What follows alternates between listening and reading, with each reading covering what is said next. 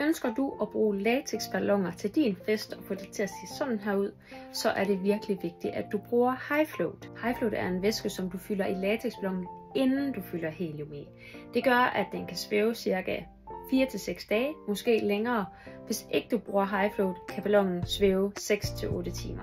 Så ønsker du for eksempel at forberede dig dagen før, så er det virkelig vigtigt, at du bruger high float. Måden det fungerer på er, at du fylder ballonen med det her high float, men det er meget vigtigt, at du kun putter en lille bitte smule i.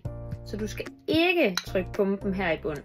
Mængden skal cirka svare til en lille ært, men der er også en guide på pakken. Når ballonen er fyldt med high float, så er det vigtigt, at du får fordelt high floaten i ballonen ved at massere det rundt. Fordi hele indersiden skal simpelthen være dækket af den her lidt klæbrige væske, for at du får det bedste resultat. Når ballonen er fyldt med high float, fylder du den med helium. Når ballonen er fyldt, kan du roligt gøre festen klar dagen før og have flotte svævende balloner i lokalet.